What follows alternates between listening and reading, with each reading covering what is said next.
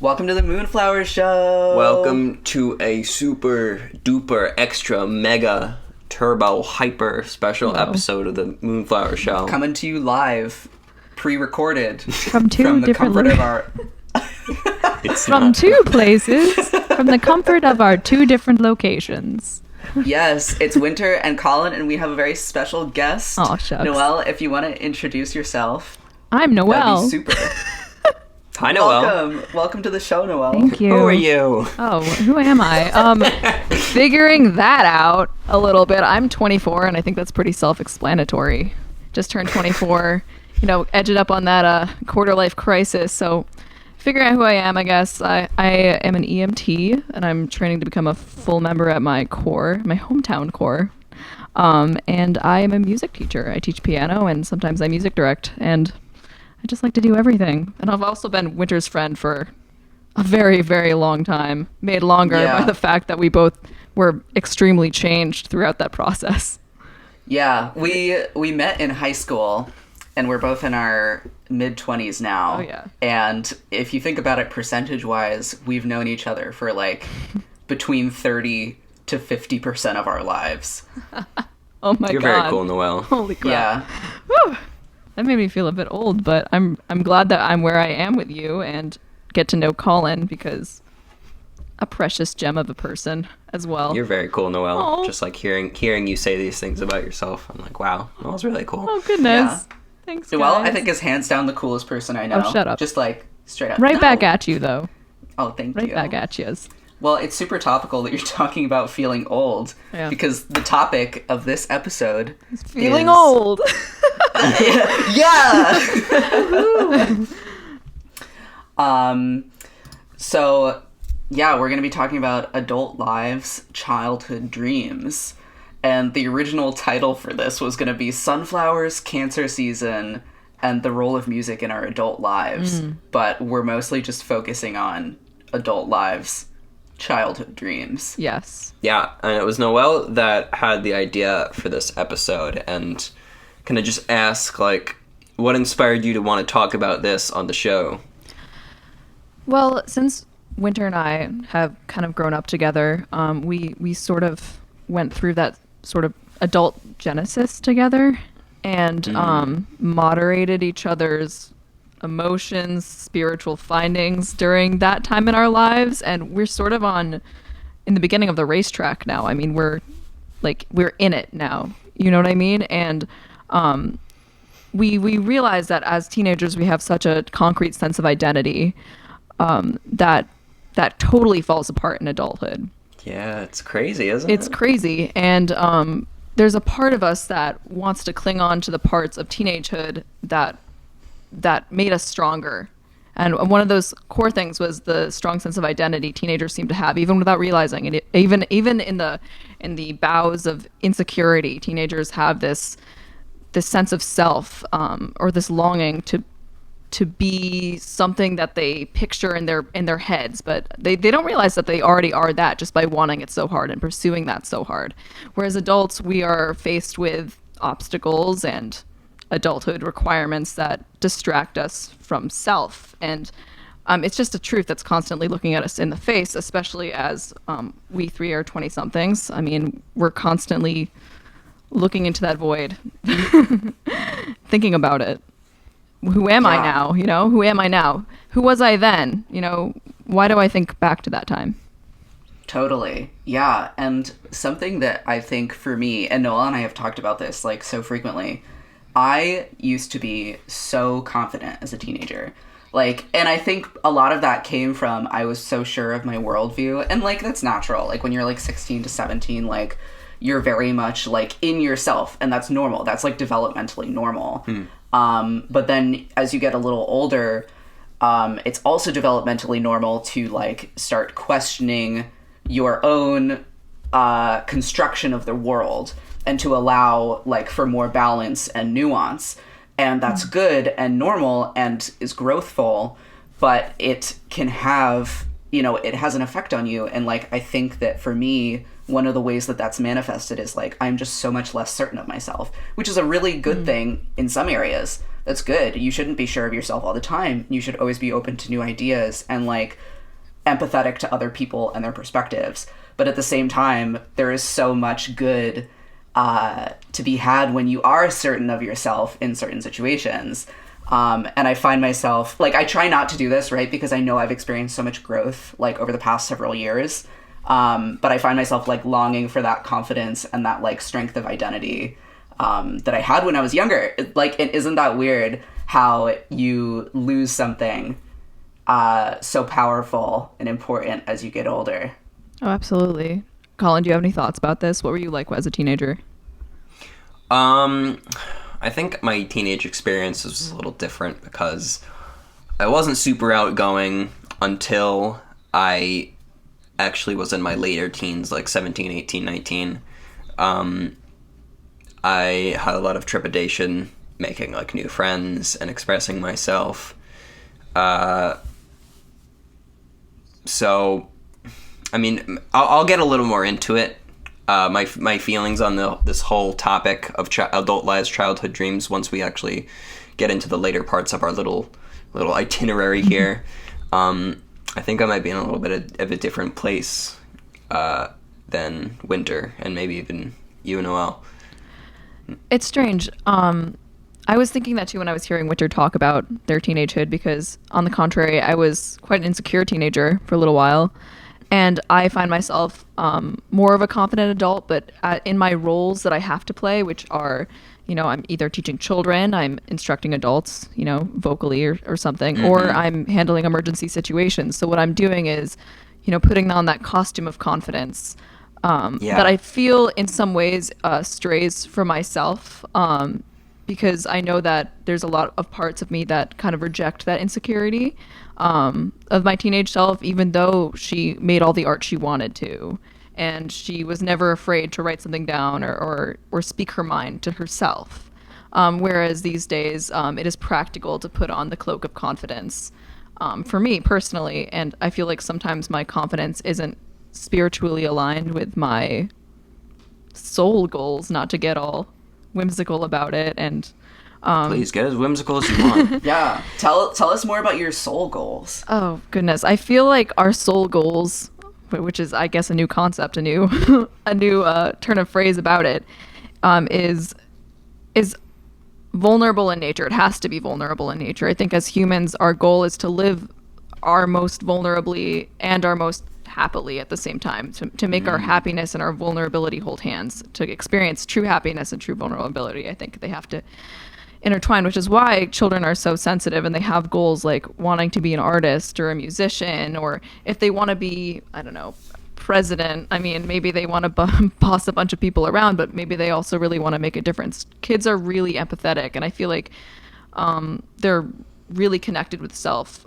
They experience sensory things in a heightened way. I remember being a teenager and listening to all these adult singer-songwriters and being like, yeah, singing all the words, and honestly not relating to a single bit of it at all, but knowing that the music made me feel something so powerful and so out of myself that I can't connect to these days. And I think it's a soul goal to return back to that sensory state while also maintaining a level of confidence, like real confidence and adulthood prowess and wisdom.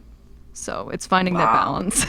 Yeah, hell yeah. And it's interesting that you mention vulnerability as something that we seek and something to work towards, when I feel like vulnerability is actually something that you tend to be discouraged from as you grow older. Yes. Yeah, and I have so many hard opinions on this.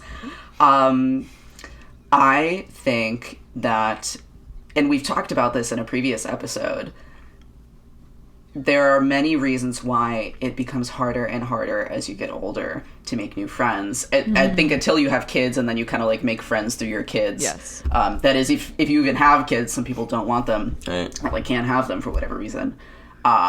But I think something that we often look over when we have that conversation about like, okay, what does it take to have like meaningful and honest and like real adult friendships, is like we don't talk about the fact that like adults are expected to be less vulnerable, like, as you get older. Like, you're not supposed to start conversations with strangers. Like, you're not supposed to just, like, walk up to people and, like, compliment them or, like, get real with them, you know? Mm-hmm. And it's weird that there's this, like, defensiveness that seems required. Oh, yeah. I think that comes from, I mean, not to get like this, but to get like this capitalistic ideas of what people are supposed to be.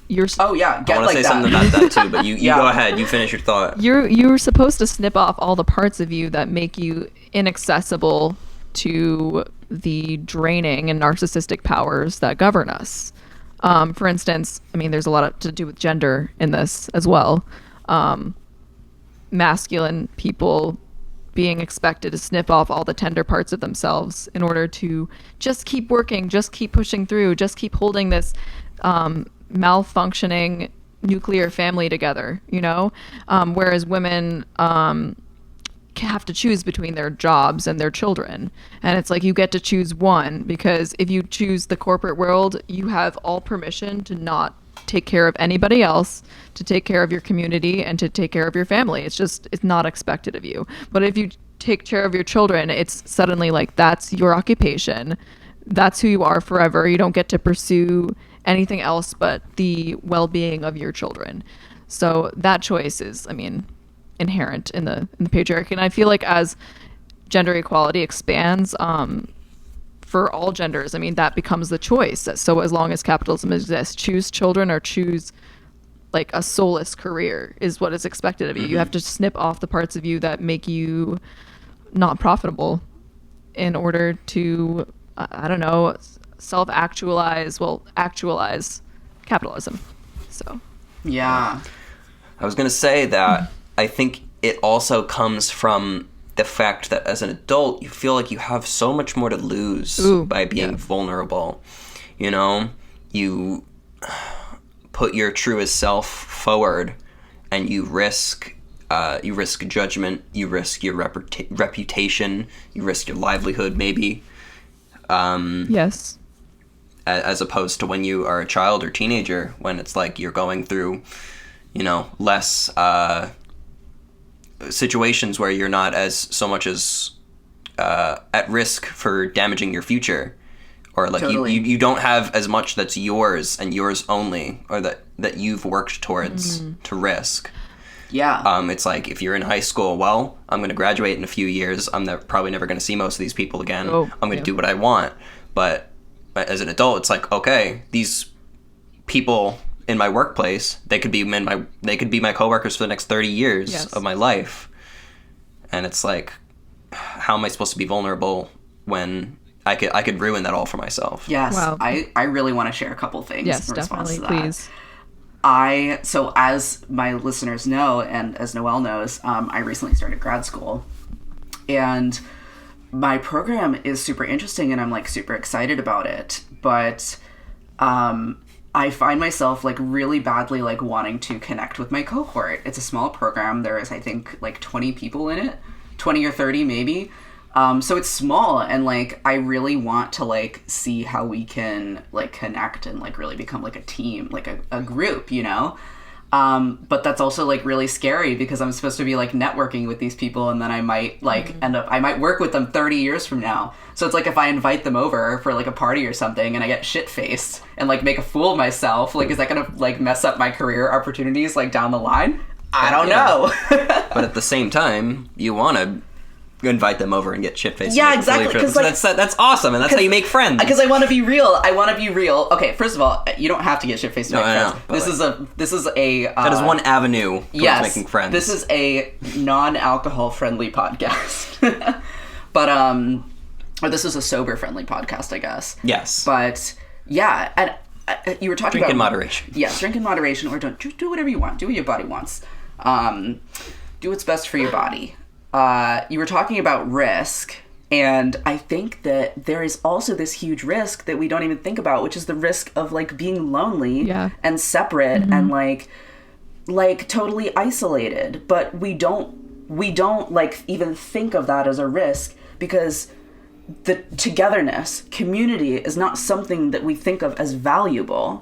Yeah. what we think of as valuable is what Noelle was talking about. Like, okay, your kids and your job. If Yeah, it's not that, it's not valuable. Material possessions. Exactly. So what we are really risking losing is like this crucial part of our humanity, which is friends. It's friends and community and like belonging. That's like pretty far down on Maslow's hierarchy of needs, you know? Precisely. Like you can't self-actualize without that shit. Yes. But we don't even think of it as valuable. It's like when you see married people and how many friends they don't have except for other married people. And it's like once you become married, it's like that's your club, you know? And we forget the people that exist outside of our structured relationships, like our immediate family and what we are governmentally bound to. And like marriage, children, all of that. And there is so much risk. It's like everything in adult life is high risk because you risk, sacrificing that inner child which exists. You constantly have to be made aware of it, especially to resolve your trauma. Try not to pass that down. Try not to pass that around, and also live this societally constructed life. It's almost impossible to take care of your inner child and to heal when there are certain things that are expected of you, like I guess certain conduct. Trying to make friends in your adult life. It's hard. There's so much formalities to it. It almost feels like having suitors and stuff. It just feels, you know what I mean? Yeah. Like, how much can I share with you? Will this be a working relationship? Is this functional for me? Yeah. So something that I've had to learn is, well, I think I have this weird contradiction to myself because I'm a very private person, but then I will sometimes overshare. Or especially when I was younger, like when I like realized, quote unquote, that somebody was like a safe person, I would just be like, okay, it's safe now, and then dump everything. And I don't think I did that to the extreme, but it was definitely like a pattern, especially with like romantic partners for me. And so I had to like grow out of that. I had to be like, okay, let me kind of do this in like a more like step-by-step way. Like, okay, we build trust over time, we share over time. And I think that's something that's like super healthy and like good. But at the same time, like part of me like longs for not having that trauma that makes me feel like I have to like filter myself, Fair. Like why can't we like connect fast? Like the lesbian way. Just the lesbian way. Right? Just U-Haul friendships. Let's go. Yeah. No, and it's like, okay, we can talk about mental health and we can talk about like attachment style and stuff. And like, I do think that it's important to be cognizant of that stuff. Like if you are just sharing your entire life with people who you like just met, like that might be a red flag for you. I don't like to judge people or tell people what their situation is, but like for me, that was like a red flag and something I had to work on. But it's like, can we also like, I don't know, like it does feel like having a suitor, like there's all these like steps that you have to go through in order to make a friend. Yeah. I feel like my neurodivergence, and I'm sure that you could probably relate to this, helps me break through that barrier a bit more because I don't perceive, it's really hard for me to tone myself down. So I'll sort of U-Haul friendships with people, and I find that I'm grateful for it because it makes me more childlike. In general, my ADHD makes me way more childlike, and it makes me way more believing of my childhood dreams and inclinations. And I feel like it's subconscious. It's not like I'm spiritually different. You know what I mean? It's not like I have this philosophy and it's internalized. It's like I'm just inclined to do what I want. You know what I mean? I'm just inclined to be like, not today, society, but not on purpose, not because I'm any better or any worse than anybody else. It's just because I find that making that leap is easier, and I feel like in some ways it's put me in a place where I didn't expect myself to be in my mid-20s. I'm certainly like in some ways farther and along than I thought I would be, but also more behind than I thought I would be at the same time. And I have to like attribute that to the way my brain works. I feel like some people are really, really good at following the rules and not suppressing their childhood dreams, but integrating it into their life, into a stable, balanced life. But for me, I'm so all or nothing. that I can see my life going in a direction that people would think is positive. But then I'm like, wait, what about this thing that I wanted to do? How could I, in my infinite wisdom, not make time for this one thing that I really want to do? Or I don't know if that makes sense. Yeah, it totally makes sense. It does. Let's talk about like what you wanted to do and what you wanted to do, Colin, as well. When you were a kid, that sticks around. Some of our childhood dreams that we are we gonna talk about the ones that we let go? I think we should talk about the ones we let go first, and then move on to the ones that we can't shake. Just say thank you to them and pass them on. Yeah, it'll be a healing moment for all of us, maybe.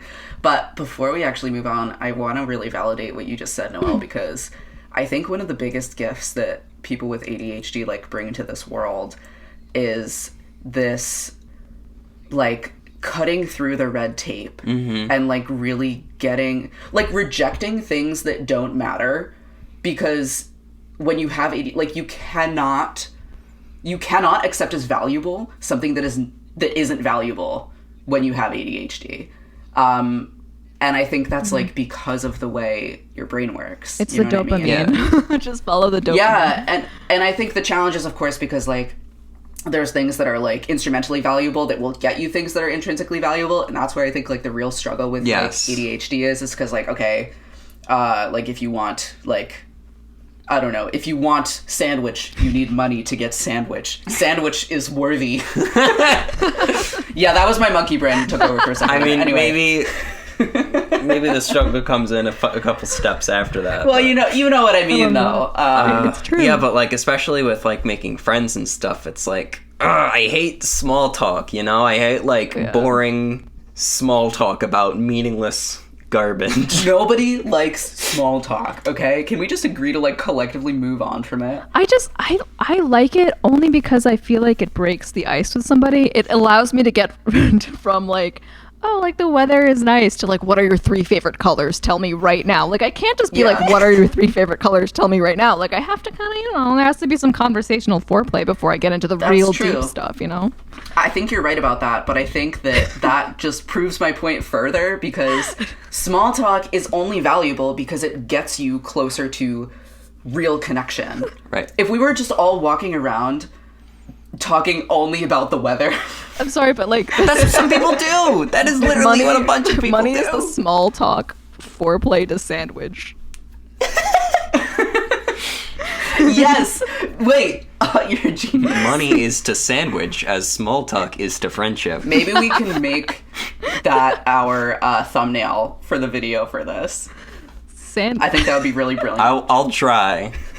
I'll do my do my darndest. That Simpsons quote's like, money can buy goods and services. Oh man. Okay, okay. So now that we've done that, we want to focus back in on what did we want to do when we were especially. We want to talk about what we wanted to be when we grew up, but the things that we let go, like the dreams that we let go of. Okay, Can I start? Because I have some doozies. Absolutely. So my parents left out the Time magazine. I know, very retro, on the coffee table all the time for like little me to flip through, I guess. I mean, I'm just going to get my little grubby hands on it anyway. So the only thing that was in Time magazine besides the news was cigarette ads back in the day. I know I'm dating myself, but it was like the early 2000s. Cigarette ads were everywhere. So there were always these sexy ladies smoking cigarettes in the magazines. And I was like, you know what? When I'm older, I'm going to smoke cigarettes because it's just hot, I guess. Yeah. I mean, that's the only, like, exposure I had to, like, adult suaveness back in the day. I mean, it shows you how effective cigarette ads were at the time. I mean, that was totally how it was advertised in, like, the 2000s and 2010s. It was like, oh, wow. It was it. And I knew I was going to smoke. They're so mature. Yeah, exactly. I knew I was going to smoke Camels, like, specifically because that was the ad. And also, I knew that I would have this, like, perfect body, because why wouldn't I would wear this, like, I had this idea in my head about this pink crop top that I'd wear with like a belly button ring. Like, I mean, it was, again, the early 2000s, so like 5-year-old me was just, she was daydreaming, and I knew I'd have a boyfriend. I just knew it, because why wouldn't I? I'm a cool girl. why wouldn't I have a boyfriend? But obviously, obviously, I grew up. I don't smoke cigarettes because I don't want to, and I don't have that body that I thought I'd have, because of early 2000s beauty standards were basically anorexia. It was really toxic. If you're Yeah, it was like massively fucked up. it was bad. If you watch TV from back then, it's almost sickening. And of course, I'm gay now, so I don't have a boyfriend anymore. Also, in my kindergarten graduation video, I stated that I wanted to be a waitress and own my own restaurant at the same time. And it was because I had a crush on like every waitress because they were like my only interaction with like girls in their early 20s. And when I was a little kid, I just was like, I didn't have a crush on really anyone in my grade too often. It was always like my teachers or something like that. So early on, I was getting confused with do I admire this person or do I want to be them? You know what I mean? So I hear that. I definitely let go of wanting to be a waitress and owning my own restaurant because that's way too much responsibility. I don't want to feed people. I let go of those ideas specifically. There are some other ideas that I've kept the spirit of, so I won't say that I've let them go. So I'll save that for the next segment. But yeah, that smoking cigarette Camel ad girl, like I'm not her, and I'm glad. Like goodbye. Thank you for serving me and helping me realize that I was gay. But yeah, no, I remember like Noelle. I think we must have been in high school at this point, but I forget what we were even talking about, like how we got on this subject. But you were like, "Do you ever just like want to smoke a cigarette?" Oh my god! And like I was like pretty preppy in school. I was also like not like your stereotypical preppy kid, but I was like very by the book, didn't want to like break a lot of the rules, like got good grades, like stay in school, don't do drugs kind of thing. And I just looked at you and I was like, no. But you like explained it. You were like, no, because they're like these like free like women and they're like doing what they want, like even if it's like hurting their bodies and like it's just it's a symbol of power. Ooh. And I feel like in that moment I like really saw you, and I don't know, I literally still think about it, and like I think it like changed me. Like I think I saw in that moment that like breaking the rules was possible. Ooh. And that like I don't know, it was just like really monumental. I remember us talking about it, and that's interesting. I just wanted to share that. That's like that would have been a really vulnerable moment for me to tell you that, I think. Yeah. Because, and also like just very briefly enlightened. Like again, I was kind of a coconut head and like nothing in there in high school. Coconut head. That's the first time I've heard that. You know, they're kind of coconuts hollow. are full of like valuable coconut meat and juice. Yeah, I had to crack it open first in order to get this. So yeah, I was just so I'm glad that I had led you down the path of rebelness, because I certainly wasn't a rebel either. I just sort of I had a crush on girls in TV shows who were from prison. So I mean that was I wanted to be associated with rebelness, you know? Yes. I think that you and I were very similar in that way. Like we wanted to be that archetype, but we weren't really. And that's something. And I think we were disappointed by it, you know? Yeah, we were disappointed by it. I think that both of us had to be in our lives disappointed by the rebel archetype in order to let that childhood dream go of being associated with the rebel. Because we know now that, and I've said this before, but gosh, when I started to date someone who was a nice person and like, you know, told me all the time that I was beautiful, everything like that, my world changed because I was so enamored with being associated with rebellion that I was going after people that didn't serve me when I was in college. So I'm glad that's a childhood dream I think that we both let go, is to be associated with spice. Like we're our own spice. Like we have our own texture as people, you know? We're interesting enough to be strong and do our own thing, whatever. It doesn't need to be symbolized by cigarettes, not to be right all fault in our stars about it, but like to reject the rules that you need to reject, to like to distance yourself from expectations that aren't serving you. It doesn't require you to be like the bad boy / girl / like envy. Exactly. You know? And that like being a rebel for the sake of being a rebel is like actually not as cool as you think it is when you're younger. Yeah, it's like goodbye James Dean. Like we're gonna ride our own horse away into the sunset. Colin, I don't know if I've said this. Oh, sorry. Oh no, I just wanted. Can I just Yeah, can go I ahead. just Yeah, go ahead. confess my crush on dead celebrity James Dean? I've often said like I have only like one celebrity crush, and it is on James Dean. That's so telling, though. That's like so Yeah. telling. Yeah. I mean, mine is like. All right, Colin. Okay, go ahead. No, I want to hear about yours Wait. now. Mine is My dead celebrity crush is George Michael. I'm just getting that out. mine there. all tends to be like Oh no, he's not dead. Is he? George Michael. I don't know. George Michael's Gotta dead. find it out. Sorry for the typing. George noises. Michael. George Michael's Did he dead. die He died recently. Dead a few Yeah, years recently. ago. Yeah. I like young George Michael though, and he's dead. Sorry. Don't worry about it. I like Wait. Angelina Jolie in Girl Interrupted, and also Laura Prepon in Orange Is the New Black, and they're both delinquents. So Yeah. Hell yeah. hell yeah. All right, Colin. Well, now that we've shared that, Now that everyone knows too much, we should just Colin, what are well, hey, we're cutting through the red tape and getting vulnerable. Let's go. Indeed. We did it, guys. Mission accomplished. But I'm pressed. I want to know what stuff Colin let go of as a child Yeah. and teenager. What have you? Sure. What have you shed? So, growing up, from quite a young age, I think I was kind of put under a lot of pressure to follow one path in life, in the form of a lot of my family works in the medical field, and like they were like, "Oh, why don't you do this?" And I was like, "Oh, I can like help people and like make them feel better. Aw. That sounds great." And they're like, "Great, now you have to work extremely hard for the next like 25 years of your life, and then probably the rest of it ever."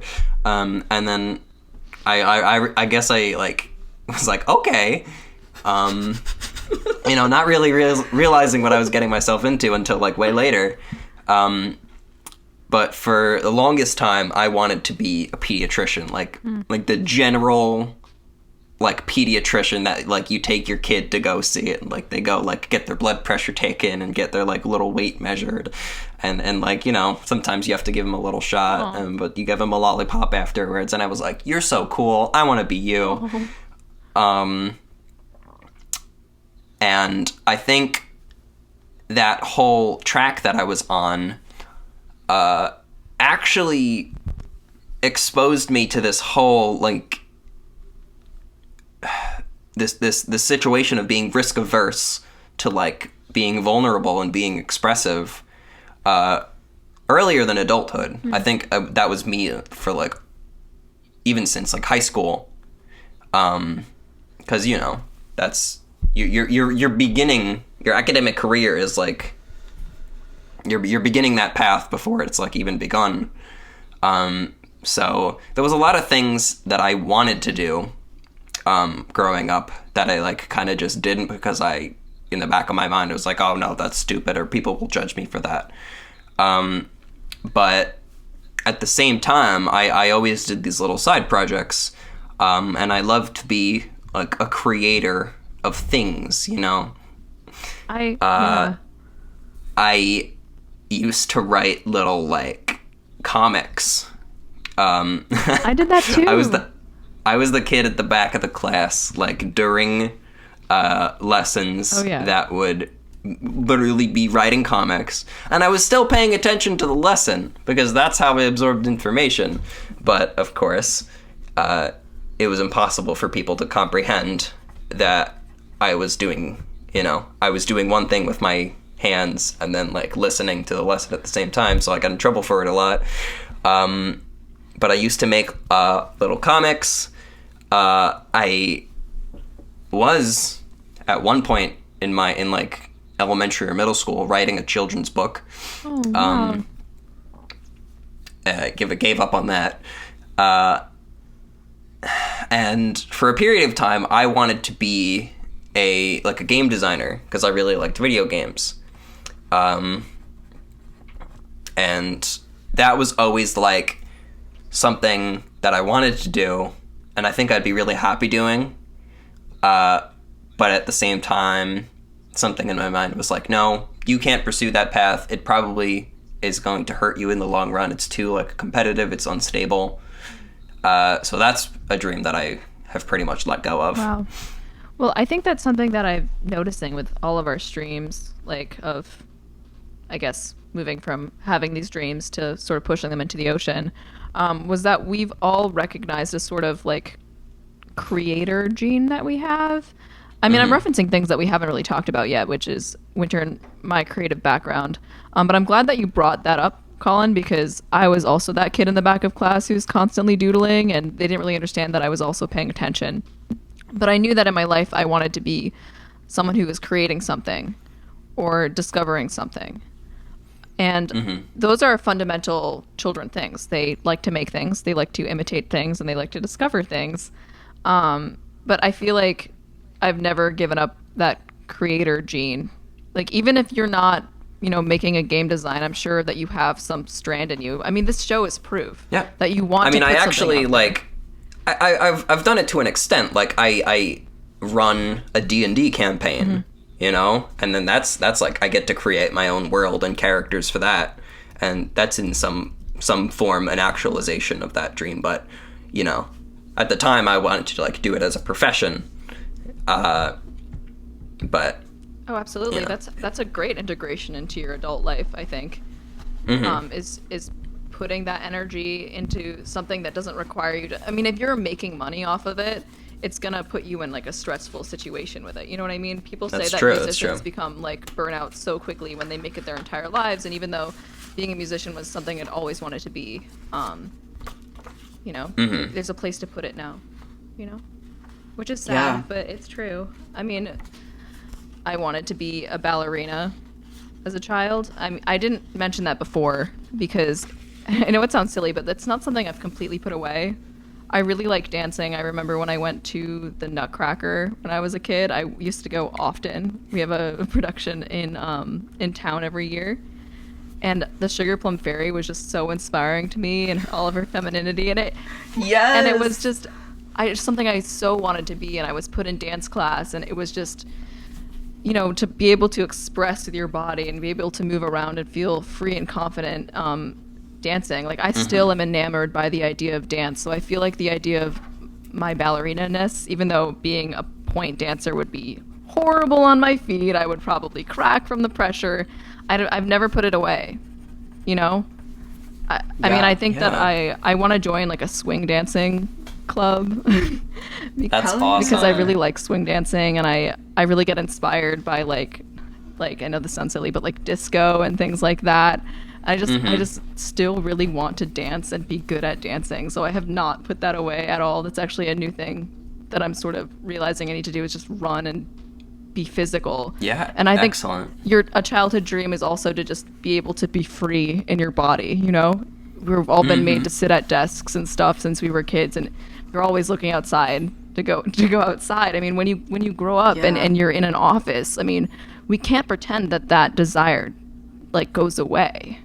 We can't pretend that we don't look out the window, because we do look out the window, and we would rather be outside running around and dancing and things like that. I mean, I think that eventually the corporate world will have to evolve to these human truths. I mean, go ahead. In order to create a sustainable life for people, I think. Yeah, absolutely. Like, do you remember, like, just when the teacher would say, like, oh, let's have class outside, and, like, you would go outside? Like, what if, like, in the corporate world, like, your boss was like, oh, let's take this meeting outside, like, let's just go, like, sit in the grass. Like, why not? Why not? It's a beautiful day. Probably be very good for, morale. If I am ever a boss and I'm, like, leading meetings like that, like, I don't want to, like, lose sight of, like, everything that I wanted when I was, like, a child. Like, I have this list of things that I would write down, like, growing up, and still some things I write down, of, like, things that I would do if I was a teacher. And it's things like letting my students, like, retake tests, like, just, like, letting them go to the fucking bathroom, like, without fucking asking. Like, talk about, like, control of your body. Like, that's a little fucked up. I think the pandemic has made a lot of people realize how unsustainable the way that we treat our children and the way that we treat workers is, on account of how many people are quitting their fast food jobs and being like, listen, you have to pay us more for this because it is demoralizing to get so little money for what we do, which is, I mean, you've seen the Dunkin' Donuts drive-throughs that literally don't have open, what is it called? When you get to go inside of the store. They don't have the inside of the store anymore. It's just a drive-through, and it's like these people are in a literal box. You know what I mean? Like, talk about killing what's inside of you. You know what I mean? And but we're realizing that it's not sustainable because so many people are quitting and being like, absolutely not. I will not do this anymore. Yeah, and like literally, if nobody wants to do fast food, right? Like, if we can't pay fast food workers enough for them to keep doing their job, I don't want fast food. No, it I can shouldn't do exist. without it. I think we would be better off without it, would. you know? I mean, granted, I like going to McDonald's and getting nuggets at 2 a.m. just as much as the next guy, but like, it's not worth it. If it's not going to work, it's not going to work, you know? Yeah. I can make my own nuggets. Yeah, and I think that what would have to happen if fast food went away is something sustainable would have to be put in place. You know, urban farming is going to have to be more legal than it is now. Because as of now, in places like where I live, you have to ask permission to grow your own food, basically. Wait, you have to do that? From what I where you live? understand, yes, there are some like restrictions. I know that we had to take this greenhouse down that was constructed in our backyard when the people moved Wow. out. Yeah, it's just there's some laws about collecting your own rainwater. You're not allowed to do that. You aren't in a lot of places. You aren't allowed to collect your own rainwater. Who decided that they owned the rainwater? Listen, I don't know. They want forbid dependence. other people from having it. I know. They don't want you to have like food independence. The big I day. can't collect the rainwater. But that's what like- if oopsie doopsie I leave a bucket outside? Somebody Whoops. said I don't know. Like, It's not this right. is another thing that's like, I feel like ADHD people are really good at recognizing, and it's like they see something and they're like, in a vacuum, this is stupid. How did we get to this point, you know? Yeah, it's not good. You know how... I don't know if you're familiar with this concept, Noelle, but in Japan, companies will sometimes hire what they call the loud American. Wow. Because in Japanese culture, there's such a strong current of like not really speaking your mind because you don't want to be rude. So what they will do is they will like hire a literal American to come in and be like, no, this is fucking stupid. And it's like a common practice. It's literally like called like the loud American. Wow, I found my job. And this is my career. I feel like bureaucracy needs like a loud monkey brain. Oh, Yeah. sign me up. I mean, my Yeah. rates, I would do that for, you know, minimum wage to start. Like, let me just have an opinion for a living. Is that what podcasting is? Is that what monetized think so. podcasting is? You know, we've been thinking about this for like a hot second. I've been thinking about this a lot because, oh my God, I started to go overboard with like marketing and like really just like putting a lot into this podcast and trying to like make it really professional. But then I was like, I don't want to sell people anything. Like, you know what this podcast is it's like, we started doing this for fun, and I don't know exactly what it is that we're selling, or like even if we're selling anything, but like I like want to be in opposition to that. Like, I don't want to sell anything.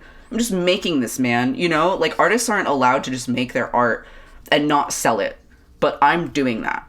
And if people want to give us money on Patreon, that's cool, but like, and it what that allows us to do is to like buy equipment and shit. And to like actually purchase like the hosting for it. But like, I don't want to sell anything. That's the way to start any artistic venture, whether you Yeah. plan to monetize it or not in the future. Is you have to be satisfied with it yourself, you know, just by yourself alone in a room in a vacuum. You have to be in love with it in a vacuum in order to be going out and being like, this is still good and this is still what I stand behind. You know what I mean? Like, for instance, with music, you have to do the same thing. You have to be like, this version of this song is good enough where I can play the whole thing, not get bored, and feel completely satisfied through it. You know what I mean? You have to be satisfied with something at the $0 marker of it creatively in order to be able to, I mean, go anywhere with it, which I think you guys have done very successfully. Personally, I really like your show. I like what it's about. And I like how it's unintentionally about, I mean, maybe intentionally about just an open space, just connection, you know, and vulnerability. It is about that, the big thing, you know. Winter and I used to have I think that was intentional. I love it. I'm in love with that idea. And I think that I'm sorry to go off, but Winter and I No, have go this off. we have this idea since we were teenagers called the big thing. And goodness, I'm just realizing it plays in so much about what we're talking about now. It's kind of like this unnamed concept. Like you can't really describe it, but it's like the zest of life. It's what life is really about. It's kind of like when back in the day when we were teenagers, I was talking about how teenagers experience music on a very intense level.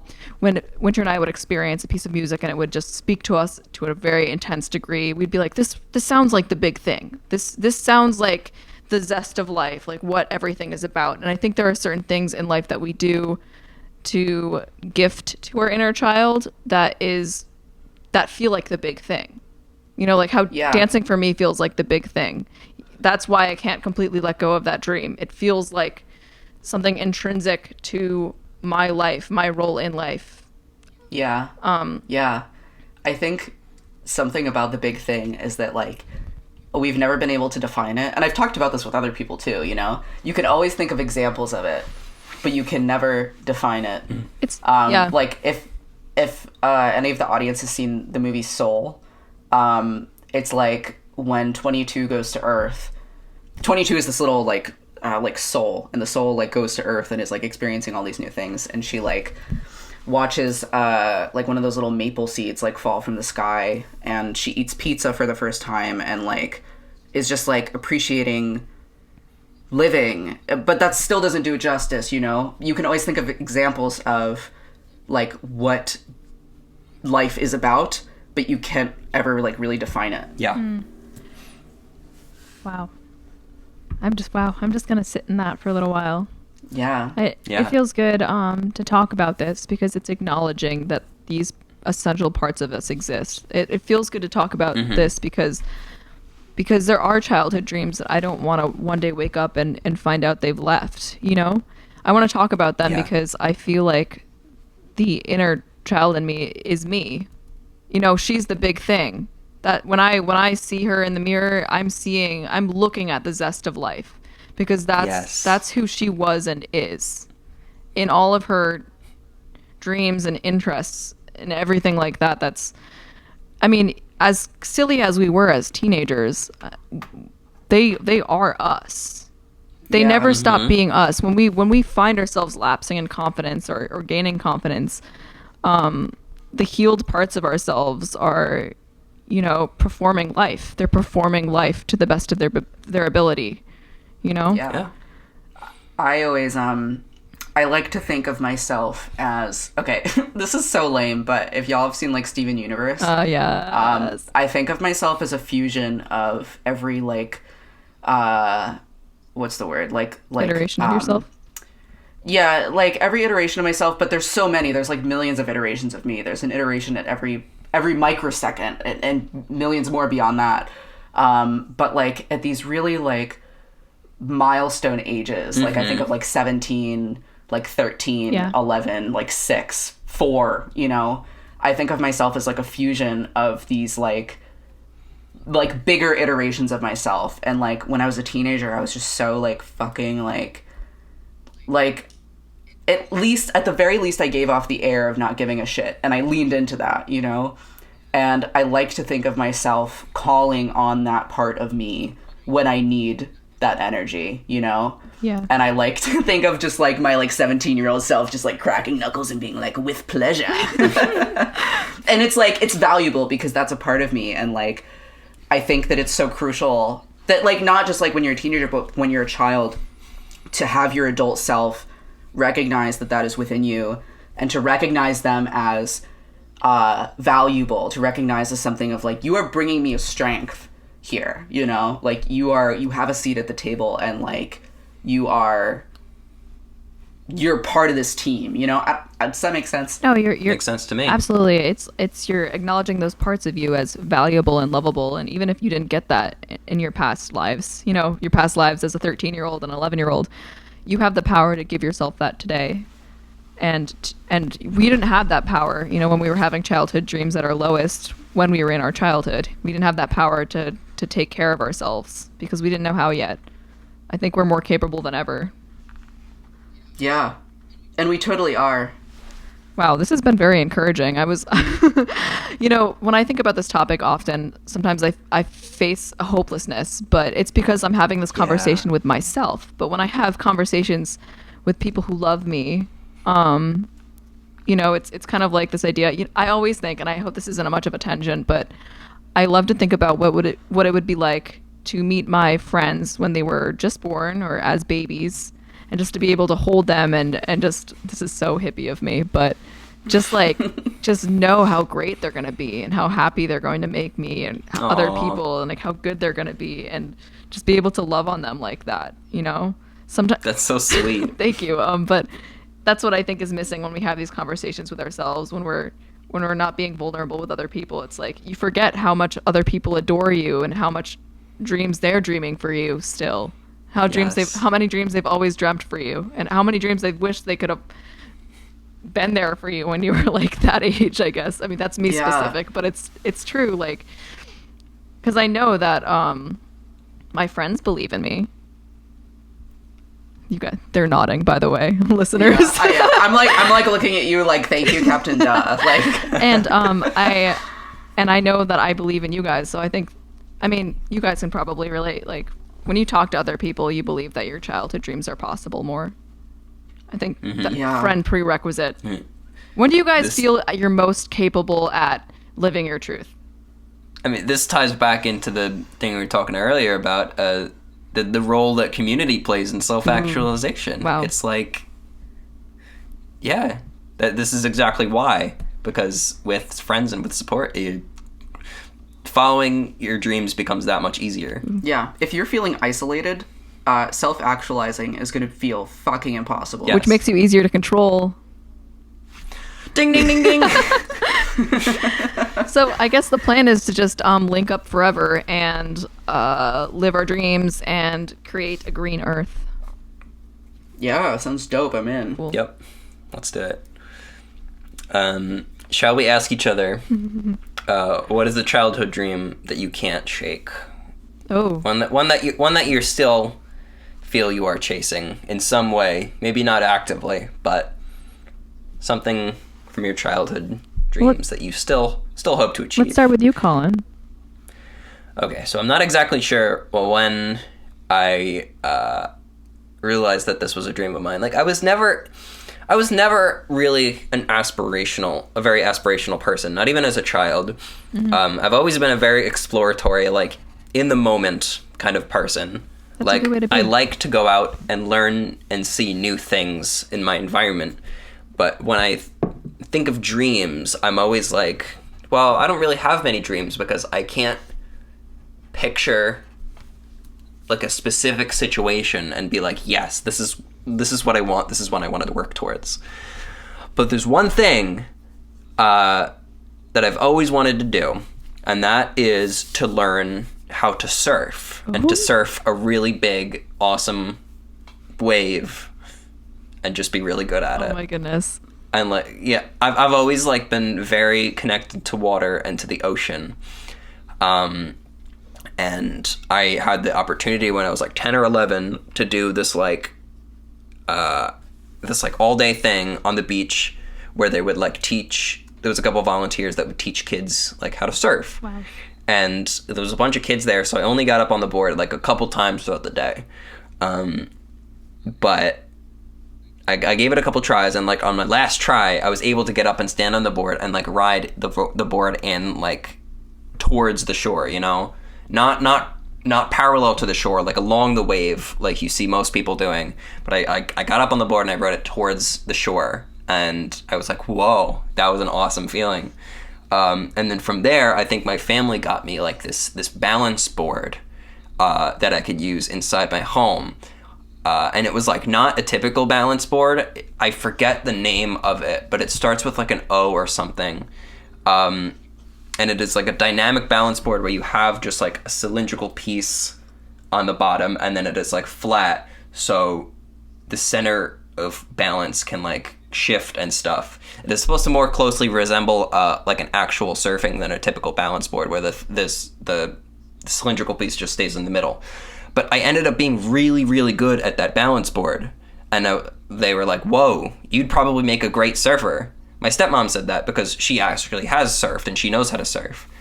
And ever since then, I've really just wanted to go somewhere that is like, you know, has beautiful beaches, big old waves, and just like spend some time there just really mastering surfing. And that is something very specific that I can see myself doing, that I want to do, and that would make me so very happy inside. That's a soul goal. Yes. That's a soul goal.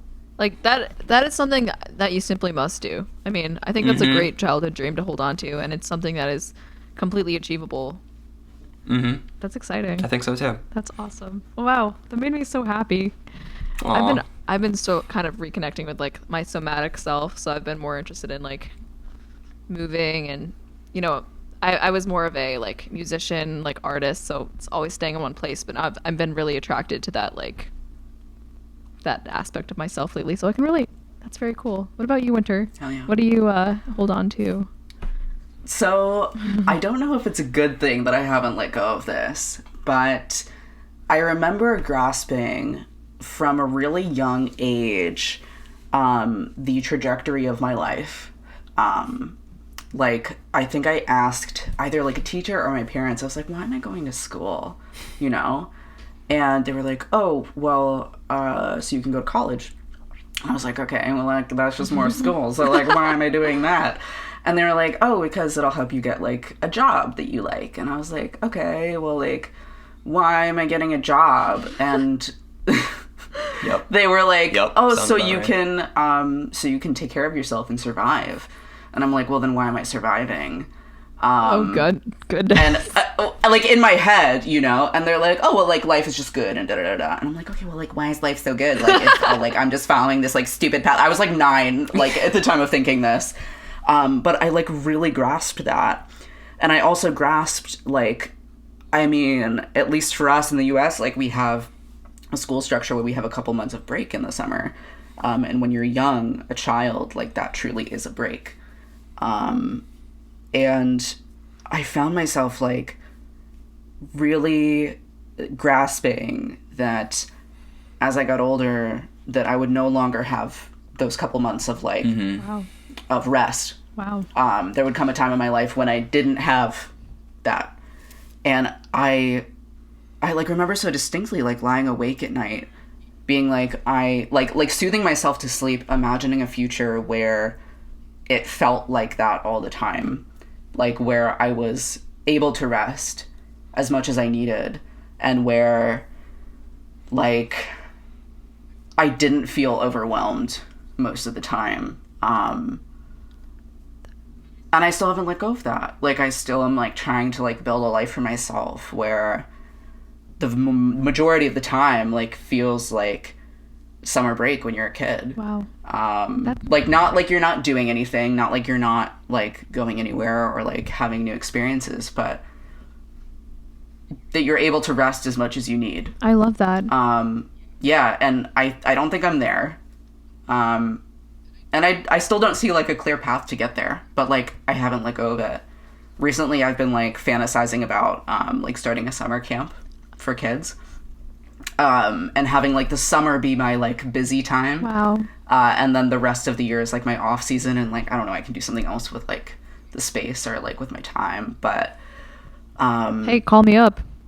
Yeah, hell yeah. When I think of doing that, like... I'll be working, right? Like, I'll be, like, on the job. But when I imagine it, and even when I, like, think about the details of the day-to-day, even dealing with, like, parents and, like technical stuff, like, it feels restful to me. And I think a part of that is, like, that it'll be outside, you know? Well, you've kind of adapted this summertime mentality in your life. You've held on to this idea of summer, and I think that it only makes sense that you pursue that idea to its fullest extent, you know, in your career, I guess. It just makes the most sense. You're like, right here, right now, in August, July, or June, you were like, right here, right now, this is what I want to live my life like. And to make a camp, that makes sense. It's like 2 + 2 is 4, you know what I mean? So I think that's a really great aspiration to have, especially, I think that working with children is just an amazing thing to do. it's giving back to your community as well, you know. I think that's great. Oh, well, that made me feel Thanks. warm. Thank you. I think that's also part of the reason. Like, I get so defensive about, like, the length of summer. Like, I know, like, technically summer doesn't start until June, and then it's, like, over in September. But I always tell myself, okay, January is pre-summer. We're getting ready. January is spring.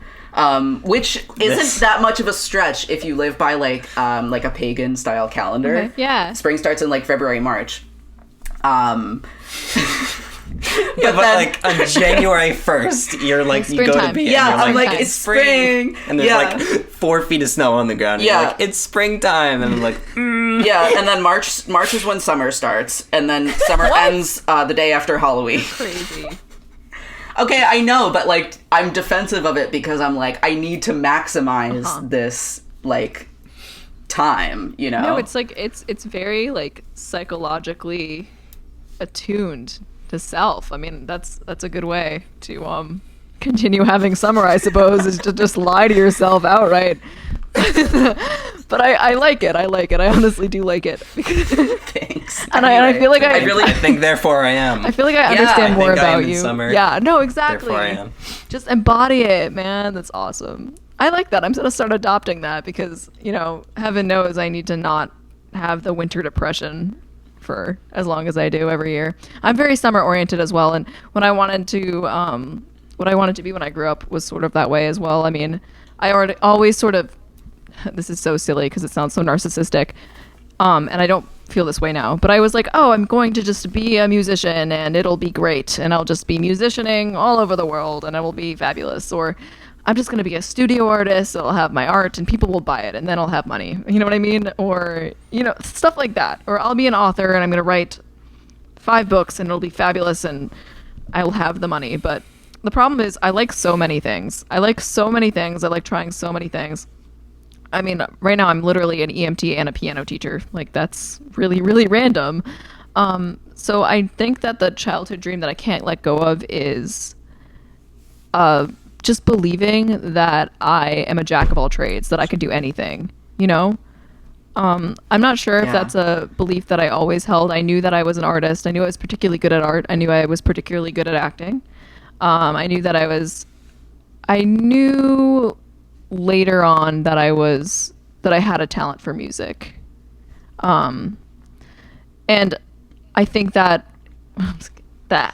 combining all those ideas, I just, oh, goodness, I'm so sorry. This is so hard to explain. That I can do anything that I set my mind to because I love it so much. Not because I am talented, not because I don't know, I'm smart, you know, it's just because I love it, I can do it. I loved the idea of being an actress. I loved the idea of being a musician. I loved the idea of being an artist. I loved doing those things because when I made something, I didn't just shoot it down like, you know, your adult brain does. I loved it because I did it and because I loved it enough to see it through.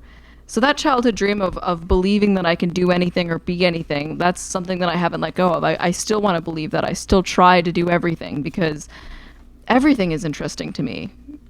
I want to travel. I want to see new things and be incorporated in every experience I can because I just want to do everything. I just want to do everything. Yeah. I don't think I could be just a musician if I was successful somehow in that.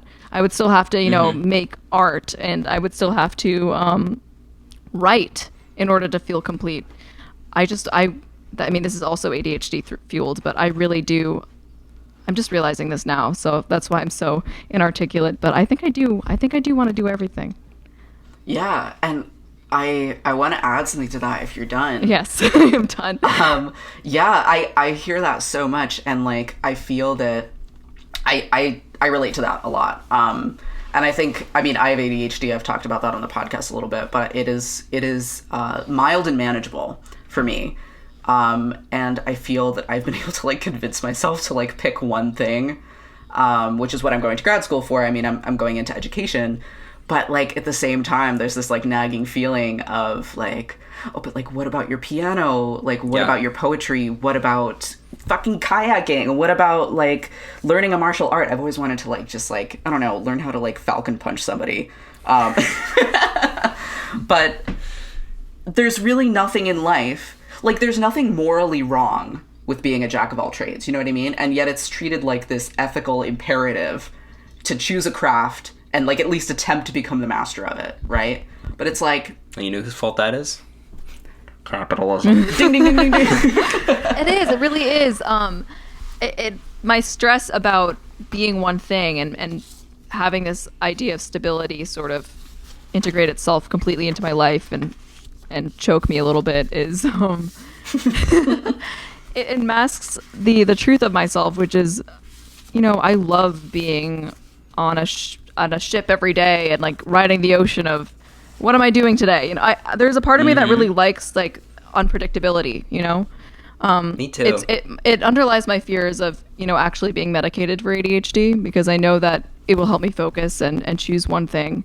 But I'm so scared of losing any part of myself, even if it's silly, like maybe I don't doodle anymore. I'm going to genuinely wonder where that went, you know? I'm never going to be able to let that go. So in order to integrate these things into our lives, like, we just have to sort of honor them and respect that they're never going to go away. Yeah. Yep. I mean, what you're talking about right now is the reason that I chose to stop taking medication for my ADHD, because I refuse to, like, I was medicated and I saw those parts of myself, like, sort of being suppressed, and I didn't like it. Mm-hmm. And I needed the spontaneity in my mind to stay true to myself, you know? Yeah. That's fair. I've had a similar experience. I mean, I have been medicated, and I currently do take medication on occasion for my ADHD. But I've found that I don't want to take it every single day for a couple of reasons. One, I don't like the idea of leaning on it too much. There's also some, like, long-term effects that I just, like, don't want happening to my brain that I feel like I can mitigate with, like, relatively infrequent use. And then I also found that, like, when I first went on it, I was taking it every day, and there was this, like, fog that rolled in. And it wasn't an unfocused fog. It was a very focused fog. But the fog was covering all the parts of myself that I, like, found delightful. Yeah. Yes. You know? That's, I mean... And, yeah, it was really disturbing, actually. It's you know? scary. And I think it's scary, and I mean, you know that ADHD meds are designed to help you be a, like, productive capitalist worker. And to be perfectly clear, people need that. Some people need that. You know, if you're trying to fucking take care of yourself and survive in this world, like, sometimes you need that. And anybody who is on medication, I think you should obviously do what is best for you and your body, and your mind. But it's something that you have to grapple with before you take it. Though, like, I think that a lot of neurotypical people will minimize ADHD people voicing complaints about medication before they're on it and being like, I'm nervous about this, and then they'll just be like, just take it. You know, your life's going to be so much easier, and you're not going to complain about it anymore, or something like that. Yeah. But they're very... It's not so much... Yeah. Oh, sorry, go ahead. Please finish. Oh, there was just, like, this very real, like, spiritual question that you're constantly asking yourself is, what does it mean for me when I take this? And you kind of have to get over that in order to start the process. But continue, Colin. Sorry. No. I mean, I was the one interrupting you. I don't know if I would describe my life on ADHD meds as easier. I think it was just like I was different, you know. Yeah. I was completing the goals that were assigned to me, but not the ones that I was deciding for myself. Mm-hmm. Yeah, interesting. And you know, that also ties back into the thing we were talking about before, where you need the money to get the sandwich, and ADHD people don't always, like, understand that. You need the meds to get the money to get the sandwich. Exactly, yeah. And sometimes you do need the meds to get the money to get the sandwich, but other times you don't need the meds to get the money to get the sandwich, and it's like you have to find what works for you. Yeah.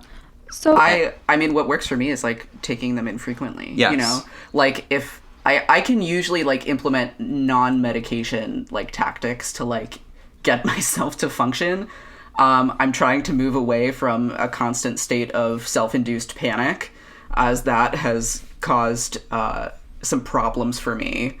But I think I like understood what was happening to me like really young, and I like started to get organized really young, and I think that's served me well. But there's still moments where I'm like, I need to call in the big guns, you know? Yep. Oh, that makes sense. And on some days I do take the meds. I found that works for me. I don't know, like, if that's useful to anybody listening right now. I'm finding all of this very useful. I'm always looking for discourse about ADHD meds just because I'm constantly in the pursuit of deciding whether I want to get diagnosed again so that I can get medication. And it does play into like what does your life what do you want your life to look like? And on that note, I want to make like maybe a final question for you guys about where you are right now and what are your plans going forward after this conversation to sort of honor that inner child moving forward. If there are improvements to be made, or maybe the plans that you already have. So far, I think I'm doing a pretty good... I think, in general, I do a pretty good job of honoring my inner child. And I think it's because I make that a priority in my life. I admire that. Thank you. You know, not everybody agrees with me as, like, it being something so important to do. But, like, to me, that is, like, one of my biggest, like, values is to never lose sight of just what is beautiful and fun to you in life. Because if I don't have that, then I don't see the point. But like I said, I pour a lot into my creative projects. I run D&D. I get together with people and play video games. I like take every chance I get to like go outside and explore. I delight in just like going for a walk through the sidewalks through the city. People watching. Yeah. I try to keep an element of whimsicality in my life, I think. Yeah, that's so important. I love that. Thanks. Yeah. What about you, Noelle? I personally, I'm getting a phone that doesn't have any internet on it. So I'm going to... Yes. I think that's going to be a big help in sort of detaching from the world at large, society at large a bit, and just sort of listening to myself again. I remember when I was a child, I used to have these moments in the mornings when I would appreciate what the light looked like coming in and the dust floating around and like what morning smelled like, what I smelled like, and like what I was, just looking at the ceiling, I guess. And I don't do that anymore. And part of it is because I have a phone that is, it just, has me at a chokehold, It was practically made for minds like ours. Yep. It's embarrassing because I don't actually serve my childhood self. I don't pursue my dreams because I am pursuing scrolling, or I am pursuing, avoiding my emotions by going on the internet. And I don't have that sort of connection that I would like to things that I value, such as movement, art, my own art, being able to tolerate anything that I do artistically is something that I struggle with. And I think it's because of how much time I spend on the internet.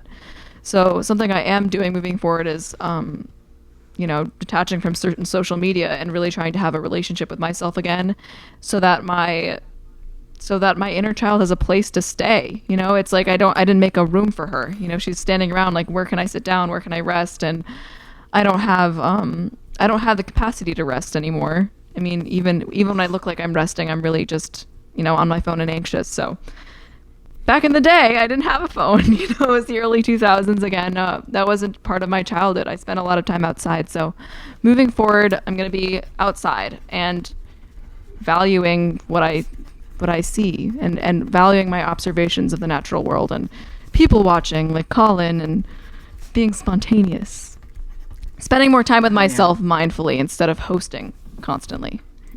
I really admire that. It's not easy to step away from the internet and social media and stuff. It's so challenging. So addictive. Well, yeah, and it's designed to be. It's really messed up. It's not a conversation we often have, and thank you for saying that. We don't talk about it a lot. We don't talk about it as an addiction because it's sort of necessary. Yeah. But it is, and we're going to start seeing the damaging effects of that, I think, more and more in society. Yeah. That's a discussion for another day. Yes, though. definitely. Oh my gosh, I really want to get into that. But Winter, what was your ideas about where you are, what you're going to do moving forward? Well, I think actually what you were just talking about, like, kind of connects to, like, my sort of, like, idea about moving forward. So I mentioned earlier, like, my current fantasy is I want to, like, make this summer camp. Mm-hmm. And I've been saying, or I've been kind of percolating this idea of, like, if I'm going to do that, then I want to have it be, like, a no technology, like, summer camp, you know? And I think about, like, getting kids to, like, not have their phones and shit, you know what I mean?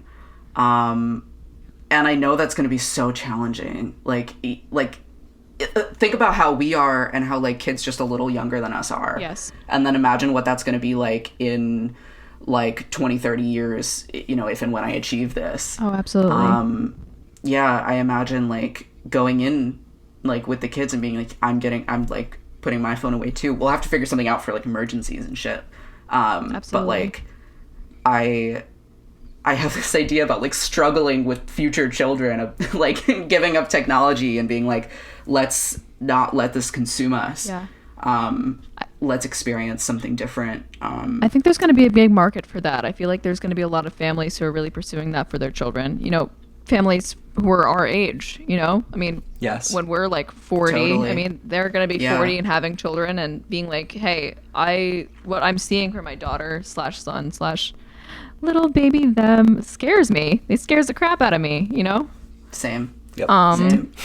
Yeah. So I think there's a market for that. And I think that you noting that and pursuing that is honorable. And it's going to, I think being a camp counselor or owning a camp, it's just like completely honoring your inner child, being like, yes, this is valuable. Let's all run around and throw them out at each other. Like, this is good. Yeah, because it's fun. It's fun. It's fun. You know, I've had, like, at least a dozen jobs at this point. I don't know if that's high or low for my age. Same. But yeah, like, my favorite one so far was being a camp counselor. That was my first job, and it was by far my favorite one so far. It was hard, but it was my favorite one. I love knowing that about you. I didn't know that. Thanks. Yeah. No, I really did enjoy it a lot. I think that for me, I mean, I'm in grad school, like, I'm so busy, and, like, a lot of the time I can get swept up in not understanding why I'm doing what I'm doing, you know? Like, all these, like, it sometimes seems like assignments and stuff are just arbitrarily assigned to you. Yeah. Even if you know, and my school is particularly good at, like, explaining, like, this class, this assignment is designed to teach you this, you know? That's helpful. But even then, sometimes, like, I need to consciously, like, connect that nugget of truth that they're trying to teach me. I need to, like, draw a very clear line to this future that I'm imagining for myself. Mm-hmm. This, like, future of, like, endless summer, you know? And understand that even if there are moments of hardship and, like, I don't even want to say suffering, but, like, challenge, you know, while I'm getting there, even if it takes me a long time to get there, to really be clear with myself about why I'm doing what I'm doing, and to, like, acknowledge the child, like, tugging at my shirt, saying, like, this doesn't make sense, this isn't what we imagined, and to, like, reassure them, you know, even if it's just a moment, to be like, I know, like, this isn't it, but this is what's gonna get us there. Wow. Yeah. Wow. I think that I mean, you are a bit older than me, but I think that's very mature, and Thank you. hope to emulate that in the future. Wow. Well, it's been it's been such a pleasure having you on the show. It's been such a pleasure. You've been so insightful, so just enjoyable to talk to and to listen to.